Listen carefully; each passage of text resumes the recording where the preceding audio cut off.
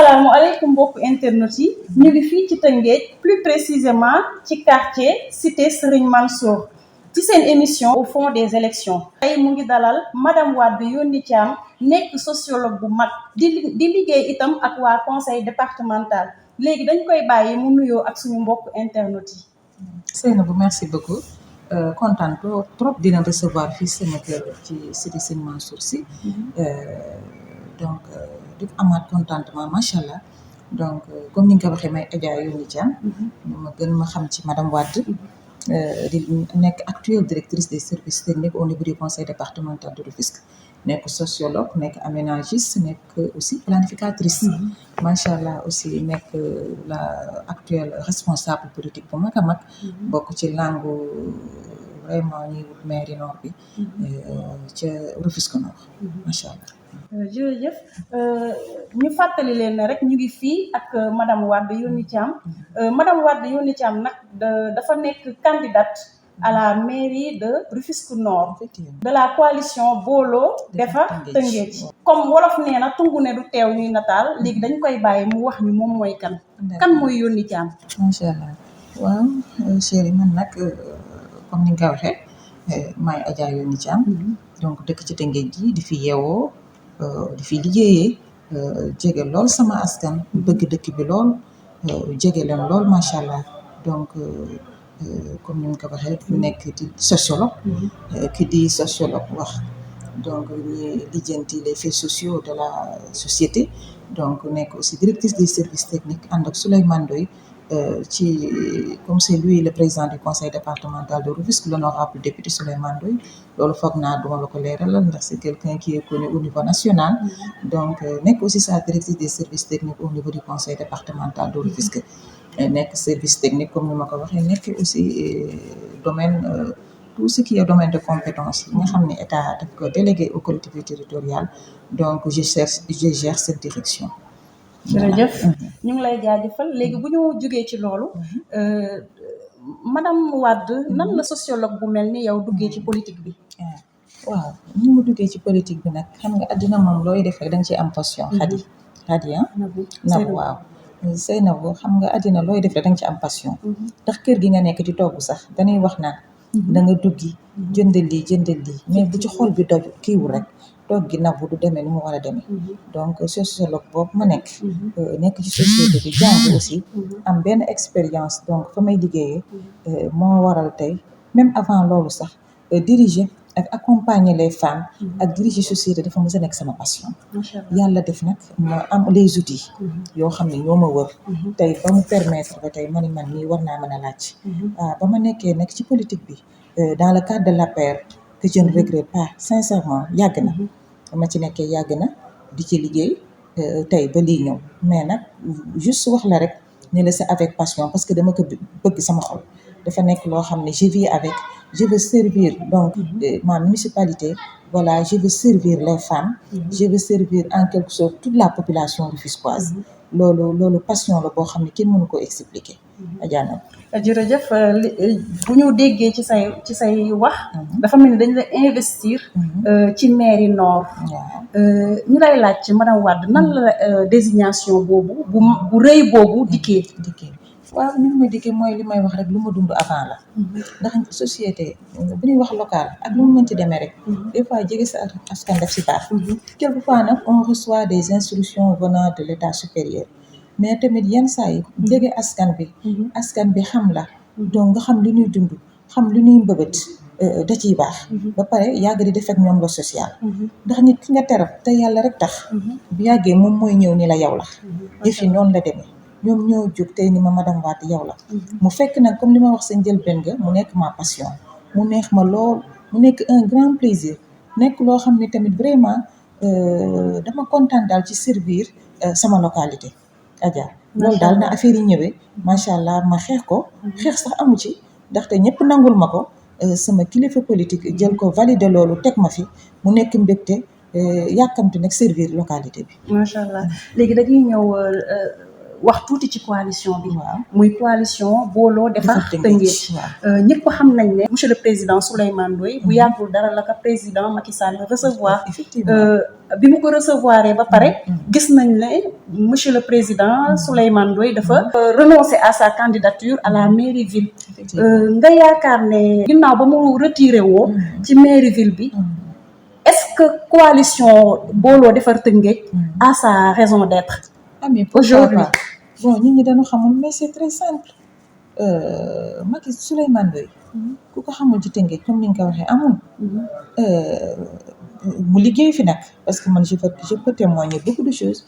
ak ñi nga xam ne ñoom ñooy dund ak moom. Le président Souleymane Ndoye ce qu'il a eu à faire au niveau du Sénégal gisuma kenn ku ko fi def. gisuma kenn y a pas deux, c'est l'unique président qu'il a fait dans sa localité, dans son département. ku ne xam ne ni le président Souleymane Ndoye mairie bi nag kenn terewu ko kenn ku ne man nga dagg sa lang nga ni damay dem jiite ji mairie. ba mu ko defee man li ma jàng ci Souleymane Ndoye mooy li ñuy wax discipline parti. bëgg Macky Sall loolu di ko liggéey nag yemul ci ay wax. benn bi aussi déggal ko. ndax déggal nit mooy indi nga jàpp dara mun la bàyyi. ba Souleymane Ndoye ne sampee mbëndam néew nii dafay laaj mairie comme ñëpp quiconque moom nag mu am fu mu téye pour laaj ko. ñëpp ànd ci nag ak moom. mu def fi benn assemblée générale bu jaaxal Sénégal bi yëpp ñëpp ñëw mu jigéen am na ñoo xam ne sax dañ ko woo président lu tax yóguma lu tax lii. assemblée boo xam mi ngi ko def en espace de 2 jours 3 jours macha allah ñëpp ñëw wuy si ko. ba mu ko defee daal di ber coalition daal di jënd caution def lépp. fas yéene dem joŋante ju comme tout le monde. Macky Sall oo ko mu ko woowee sant ko ni ko na bàyyi. ni ko président dama lay reconfier sa département ak sa commune. mu nangu ko loolu amul sax hésitation ndax loolu discipline parti ak ndigal moo koy indi. mu déggal Macky Sall loolu comme ni ma la ko waxee mais mu ne ko président ma dama amoon sama coalition te j'ai payé ma caution et tout. Macky Sall ne que sa coalition boobu mën na valider dans les autres collectivités.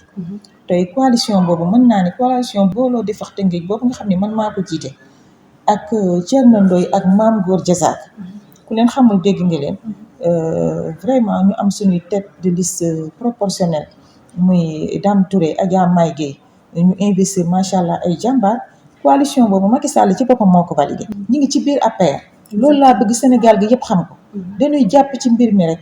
dañ naan ci commande waar bi lu mu rëy rek ku ne bay sa waar te du tere daf fii des. loolu moom dëgg la waaw jërëjëf madame Wade. en tant que femme. ñu def la candidate à la mairie nord. est-ce que la tâche sera facile. si oui nan nga fas yéenee demee ci élection yi ci joŋante boobu. waaw métti na méttiwul. pour réussir ko. voilà métti na méttiwul ndax ay góor nag laa ko seqal. mais nag am confiance sa bopp ci la. yàlla dafa bëgg ku gëm boppam ku am confiance. beneen bi li tax may am confiance dama am entourage. li tax may am confiance mooy dama am kilifa. li tax may am confiance mooy dama am des conseils. beneen bi encore une fois li tax ma am confiance mais j'ai des études et de l'expérience. puisque n'oubliez pas que je travaille dans un conseil départemental. Et ce conseil départemental, j'occupe la direction la plus importante, mais la direction des services techniques et des compétences transférées. Ma am nag expérience mu fa jàng pour diriger une autre collectivité territoriale. Ndax n'oubliez pas que le conseil départemental est comme les autres collectivités territoriales qui sont là. Beneen bi ci des jàng sociologie, jàng aménagement, yooyu yëpp sociologie, aménagement, planification. Surtout l'aménagement et la planification fait partie des domaines de compétences des collectivités territoriales. Donc lu mel noonu bu la ko yàlla defalee da ngay nekk à l'aise lépp looy laaj. Donc métti na méttiwul li ci métti mooy peut-être les rumeurs ak wax yi mais dara ni ngay gérer sa société ni ngay gérer sa kër noonu ngay gérer collectivité bi ci des privilégier les partenariats donc def un privilégier aussi comment dire les consultances inclusive et tout ça. Donc je pense que dina yomb daal incha allah nawo. incha allah kon madame Wade ñëpp xam nañ mairie nord. que c'est une commune déserte. sans infrastructure. ñu bëggoon xam ban programme nga tëral. pour régler problème boobu. waaw Adja bu programme bi ma tëral ba mu ci dalee réfléchir lu tey. ndaxte man n'oubliez pas que je vous ai dit que je suis une sociologue. une sociologue c'est quelqu'un qui maîtrise le terrain di dem ci terrain bi di xool la fa ne di ñëw di bind exactement ba ma commencé sama programme bu tey je ne savais même pas que j'allais être candidate parce que c'est ma passion d'étudier man j'aime les études de faire des études et tout bi ma sama programme ni ma ko xalaatee lenn la les collectivités territoriales ci domaine de compétence yi dong la ñuy basé wu domaine de compétence yi mooy lan état yi mu jël jox ko collectivité territoriale pour ñu liggéey mu mel ni la santé mu mel ni l'éducation mu mel ni l'aménagement mu mel ni le sport et loisir mu mel ni la cité l'environnement 9 domaines de compétence bi ci des au niveau du conseil départemental de Rufisque j'ai eu à participer à l'élaboration d'un outil très important muy le PDD PDD mooy plan de développement départemental on a fait un diagnostic pratiquement du département de Rufisque donc ce diagnostic là depuis lors rien n'a changé à Rufisque man sama programme inchallah bu ko yàlla defee li gën yal na ko yàlla def je vais appesantir sur la santé je vais revoir l'éducation je vais revoir donc l'entrepreneuriat des femmes ku wax politique wax jigéen ñi former jigéen ñi créer des entreprises voilà sur ce qui est l'éducation le conseil départemental a entamé beaucoup de choses ici dans le département n'oublions pas que le plateau technique qui est là à l'hôpital Youssou Mbargane ce plateau a été initié par le conseil départemental il y a beaucoup d'autres régions yoo xam ni mu xaw yéex tey bu yàlla defee tey yàlla teg ma ci maire bi inchallah loolu lépp dañ koy relever dégg nga couverture maladie universelle bi j'ai envisagé d'engorger 1000 personnes ñu jéem leen jël ba pare rééquiper plateau bi vraiment xoolaat donc yu ñu war a mën a changer ñu def ko dégg nga